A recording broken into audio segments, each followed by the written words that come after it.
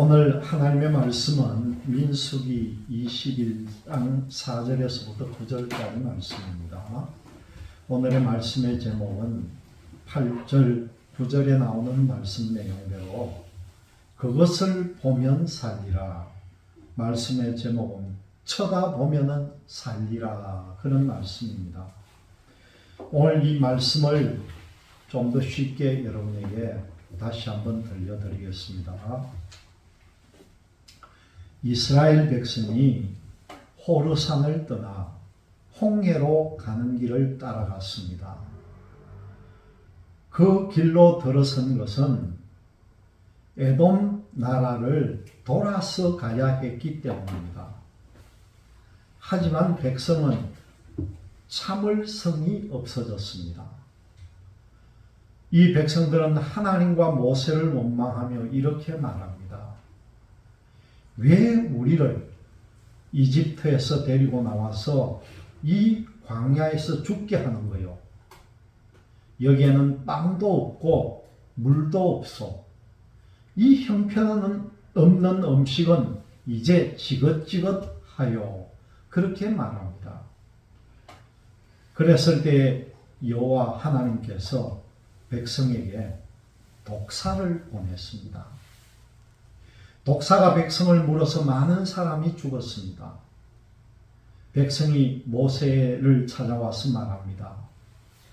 우리가 당신과 여호와를 원망함으로 죄를 지었습니다. 여호와께 기도드려서 이 뱀들을 없애 주십시오. 그렇게 요청을 합니다. 그래서 모세는 백성을 위해서 기도를 합니다. 하나님께서 모세에게 말하기를 구리뱀을 만들어서 장대에 매달아라. 뱀에 물린 사람은 그것을 쳐다보면 살 것이다. 그렇게 말합니다. 그리하여 모세는 구리뱀을 만들어서 장대에 높이 매달았습니다. 뱀에 물린 사람은 누구든지 그것을 쳐다보면 나았습니다. 이 내용이 오늘의 말씀의 제목입니다. 노뱀을 만들어서 쳐다보면 사람들이 모두가 죽지 않고 살더라는 얘기죠. 여러분들 춘향전 이야기를 잘 알고 있을 겁니다. 춘향과 이도령의 이야기죠. 옛날에 한번 남원에 여행을 하면서 그 광활루라는 곳으로 가서 거기 가면 제일 먼저 생각나는 게 뭡니까? 춘향이 그네 타는 생각이 나잖아요. 그네를 타면서 누굴 만납니까? 이도령을 만나요. 그 어린 나이에 사랑이 삭혀가지고 그 좋은 관계를 유지하고 있다가 이도령의 아버지가 서울로 올라가면서 한양으로 가면서 이도령하고 떨어지게 되는 거예요. 그리고는 그 남은 고을에 못된 변학도라고 하는 이 영감이 와가지고는 이 춘향이를 자기가 데리고 싶은 거예요. 그 말을 안 들으니까 어떻게 합니까? 춘향이를 옥에다 갇혀버리잖아요. 그런데 춘향전 이야기 중에 완전히 상황이 반전이 되는 역사가 일어나는 게 이 춘향이가 옥중에서 목에 그걸 뭐라고 합니까? 목에다가 그걸 착고 같은 걸 차고 앉아있는 그 옥중에서 꿈을 꾸는 장면에서부터 완전히 반전의 역사가 이루어집니다. 춘향이가 옥중에서 꿈을 꾸는데요. 그 꿈 내용이 어떠냐 하면은 문 위에 허수아비가 달리고 또 뜰에 있는 앵두나무의 꽃이 떨어지고 그리고 또 보니까 거울이 깨져버리고 산이 확 무너지고 바다가 바짝바짝 마르면서 까마귀가 우는 꿈을 꾸는 거예요.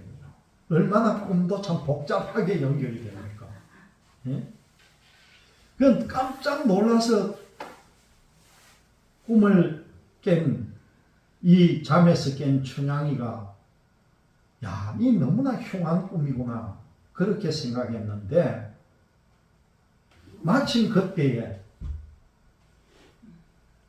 춘향이 앞을 지나가던 맹인이 이 춘향이의 꿈 이야기를 듣고는 그 꿈을 해몽을 해주는 거예요.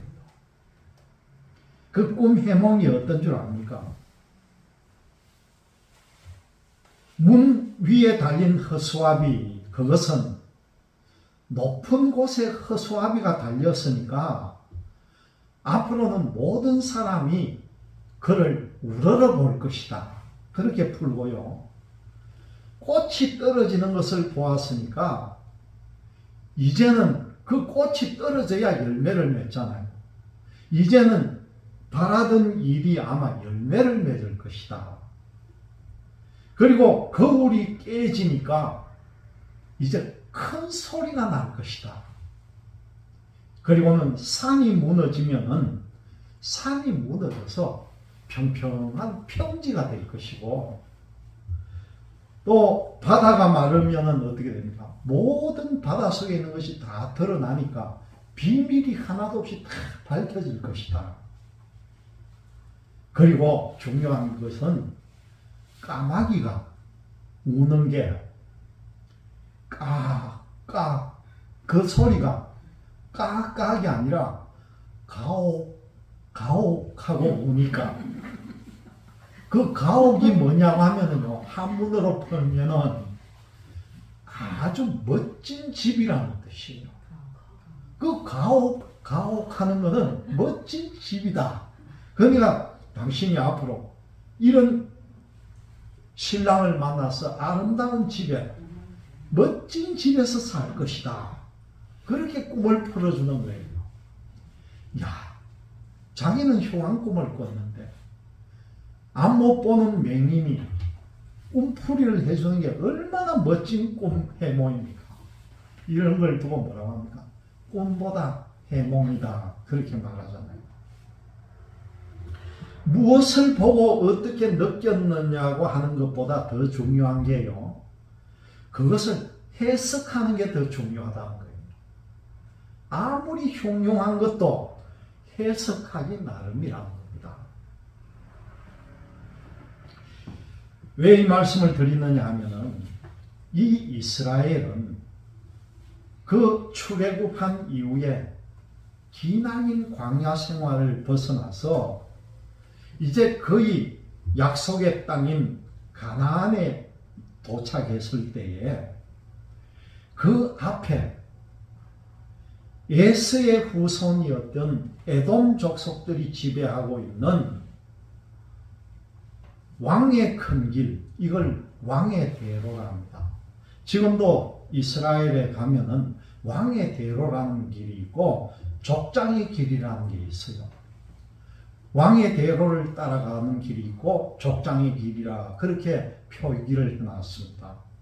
그 길을 지나가야 되는데 그래서 모세는 에돔 왕에게 편지를 써가지고 우리 조상 야곱과 당신의 조상 에서는 우리가 형제가 아닙니까? 우리가 이 길을 지나가도록 허락하면은 이 농지에 어떤 피해도 입히지 않도록 우리가 조심조심해 갈 것이고 또 에돔의 우물에 물 한 모금도 우리가 마시지 않고 바로 그냥 신속하게 지나가겠습니다. 만약 필요한 것이 있으면 반드시 값을 치르겠습니다. 그렇게 서신을 보내고 요청을 했다는 것이죠. 그런데도 이 에돔 왕은 이 이스라엘 백성들이 지나가는 걸 거절을 하고 오히려 자기들의 군대를 동원해서 그 이스라엘 백성이 지나가야 할 길을 딱 막았어 버린 거예요. 모세는 이 백성의 안전을 위해서 그래 크고 넓고 평탄한 왕의 대로의 길을 포기할 수밖에 없었다는 겁니다. 그래서 또 돌아가야 되죠. 그래서 불편하고 멀리 돌아가는 길이지만은 어쩔 수 없이 우회로를 선택할 수밖에 없었다는 겁니다. 이 이스라엘 백성들은 애굽을 떠나 지금까지 40년 가까운 광야길에서 하나님께서 베풀어 주신 수많은 은혜의 사건과 은총의 선물에 대한 기억을 잊어버리고요. 말씀을 보면 모세를 원망하기 시작합니다. 자신들이 당한 이런 상황에 대해서 불평하더니만은 끝에는 어떻게 합니까? 하나님을 원망하기에 이르는 거죠. 그때 하나님께서 불뱀을 보냈다는 겁니다.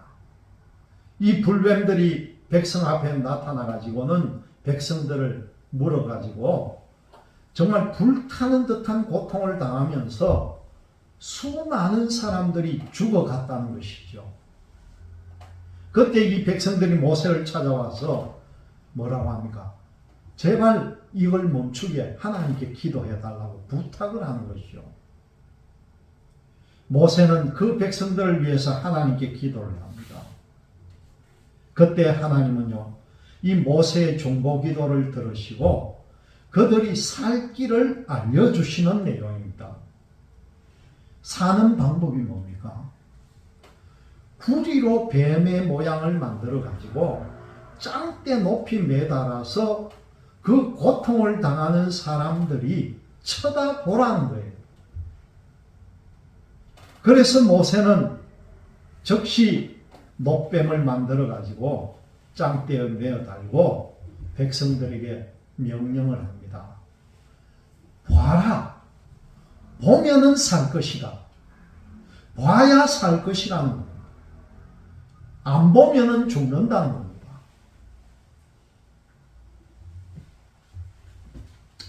이 말씀을 통해서 우리가 다시 한번 생각해 볼 것은요. 여러분, 교통사고 통계를 낸 걸 보니까 교통사고가 언제 제일 많이 나고 시간을 따져서 언제 많이 나느냐 그렇게 조사를 해봤더니만 해가 뉘우며 넘어간 그 시간에 교통사고가 가장 많이 빈번하게 일어나더라고요. 그리고 또 조사해 본 게 차끼리 접촉사고가 언제쯤 많이 일어나느냐 조사를 해봤더니만 자기가 마지막 가야 될 지점 거의 다 가서 접촉사고가 많이 일어나더라는 거예요.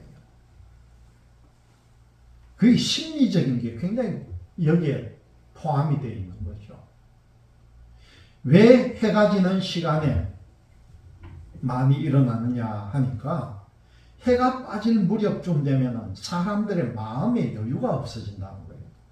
조급한 생각이 든다는 거예요. 그리고 목적지에 거의 다 다르면은요, 지금까지 안전하게 잘 운전하던 사람도 이제 다 왔다 해서 긴장이 탁 풀어진다는 거예요. 그래서 접촉사고가 많이 일어난다. 그렇게 말합니다. 오늘 말씀 가운데 이 이스라엘은 출애굽한 이후에 38년이라고 하는 긴 세월을 하나님께서 인도하시는 여정으로 지금까지 행진을 해왔습니다.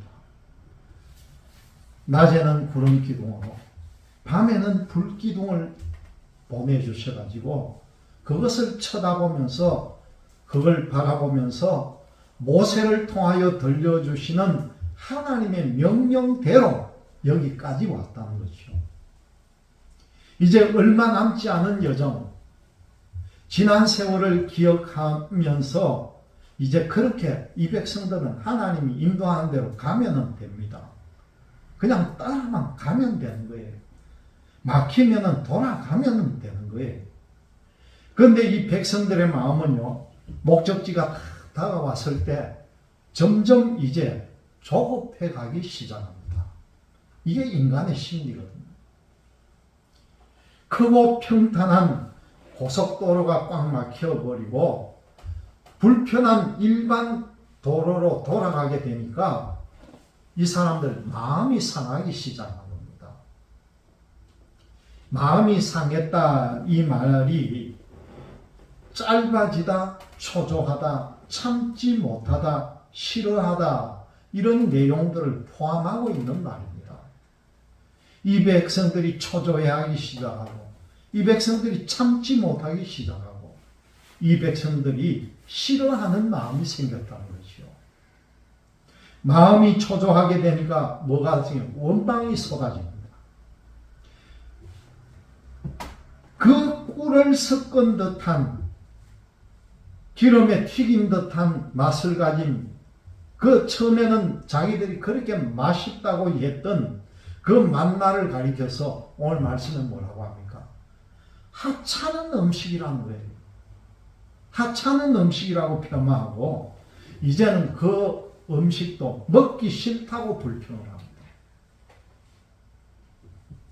상황은 달라진 것이 없고 하나님의 은혜와 모세의 그 지도력은 변함이 없지만 자기들이 가는 길 때문에 마음이 상하니까 이제 모든 것이 다 못마땅한 거예요. 문제는 나쁜 환경이나 남들의 잘못 때문이 아니고요. 상처 입고 비뚤어진 병든 자신의 마음에 있다는 겁니다. 남을 고치고 세상을 고치려는 거창한 목표보다 병든 자신의 마음을 바로 보고 고쳐야 된다는 거죠. 이스라엘은 자신들이 원하는 좋은 길이 막히자 이 한 가지 사건을 왜곡하고 자기들끼리 확대 해석하기에 이르릅니다. 만나를 먹고 반석에서 솟는 물을 마시던 세월을 잊어버리고 뭐라고 불평합니까? 먹을 것도 마실 물도 없다. 그렇게 불평을 합니다. 그리고는 오늘 말씀 가운데 나오는 대로 자신들이 노예로 살던 애굽 땅을 그리워하면서 지금은 죽을 것 같다면서 부정적인 말을 쏟아내기 시작한다는 거죠. 죽을 것 같다는 불평이 쏟아지자 말의 시가 된 듯이 말 그대로 그들을 물어 죽이는 독사가 나타난 겁니다. 독사에게 물리는 사람에게는요, 불에 타는 듯한 고통이 오고 이들의 피부는 숯덩이처럼 타버렸다는 거예요. 독한 말을 내뱉고 절망적인 생각을 품은 결과가 바로 이 모습으로 나타났다는 거죠. 누구에게나 생각나는 대로 말할 자유와 표현 능력은 있지만은요, 분명히 알아야 할 것은 해야 할 말과 하지 말아야 할 말이 있다는 걸 알아야 하는 거예요. 하나님께서는 입술의 열매를 창조하시는 분이랍니다. 이사야서 57장 17절에 19절을 보면은 입술의 열매를 창조하시는 분이 하나님이라고 분명히 나와 있습니다. 백성들은 이때 즉시 깨달았습니다. 자신들이 감사함을 잊고 불평하면서 원망했다는 사실을 이때 즉시 회개했다는 거죠. 그리고 모세의 소중함을 다시 깨닫고 모세에게 중보의 기도를 부탁을 합니다. 그래서 모세는요, 이 백성을 위해서 다시 울면서 기도를 합니다. 불평했던 입술이 불러온 이 불뱀은 회개하는 고백에 사라지게 되었습니다. 눈물의 기도에 회복과 치료의 희망이 찾아왔다는 것을 우리에게 보여줍니다. 모세는 자신과 하나님을 원망하는 그들을 위해서 다시 하나님 앞에 무릎을 꿇었습니다. 하나님은 오직 모세의 기도를 들으시고 놋쇠로 뱀의 모양을 만들어서 짱대에 매달아 세우라 그렇게 말씀합니다. 모세의 말을 듣고 그 녹뱀을 바라보는 자는 고통에서 벗어나고 죽음을 면했다는 것이요. 여러분, 그 놋쇠에 무슨 성분이 있겠습니까? 그 모세의 성분에 약효가 있거나 뱀의 모양에 어떤 주술적인 힘이 있는 것은 아니라는 걸 우리가 알잖아요. 하나님과의 약속, 이 모세의 선포를 신뢰하는 시선의 변화에서 오는 은혜의 결과가 치유의 결과라는 거죠. 믿음은 죄를 인정하는 회개와 하나님의 약속을 믿는 희망과 고통과 직면하는 용기라는 사실입니다. 주님이 친히 당신이 십자가에 달려 죽으실 것을 예고하시면서 요한복음 3장 14절과 15절을 보면요, 모세가 광야에서 뱀을 든 것 같이 인자도 들려야 하리니 이는 그를 믿는 자마다 영생을 얻게 하려 하심이니라. 그렇게 말씀합니다. 이 노뱀의 사건이 보여주는 게 뭡니까? 나중에 있을 예수 그리스도께서 십자가에 높이 매달리실 것을 보여주는 예표가 된다는 거예요. 그리고 예수님께서 사망 권세를 이기시고 3일 만에 부활하시는 그 모든 내용을 이 민수기에서 벌써 우리에게 보여주고 있다는 걸 우리가 알아야 합니다. 노뱀 사건은 그 내용, 예수님의 죽음을 예표로 보여주는 그런 내용이에요. 뱀에 물려 죽어가면서도 뱀의 모양을 직시해야 하는 이중적 고통이 생명의 길이었습니다. 희망은요, 사람이나 먹을 것, 편한 길에서 오는 것이 아니라 하나님의 말씀과 믿음으로 쳐다보는 그 시선에서 오는 것이라는 걸 꼭 명심하시기를 바랍니다. 마치 약화시킨 바이러스를 우리의 몸에 주사로 주입을 해서 백신으로 감염병을 예방하는 것처럼 오늘날 우리의 일상에도 나의 마음을 인색하게 하는 위선이나 감정을 상하게 하고 수치스럽게 하는 중독된 습관이나 죽음에 이르게 하는 불신이나 절망, 그리고 두려움이나 불안한 시선에서 환경을 보는 이런 심리적 장애가 다 있다는 겁니다. 우리는 모두 이 주님은 십자가의 길을 걸으시고 죽으심으로 인해서 죄인에게 생명을 주셨다는 것을 오늘 말씀을 통해서 알아야 합니다. 또한 우리에게도 주님께서는 그 길을 따라오게 하셨다는 거예요.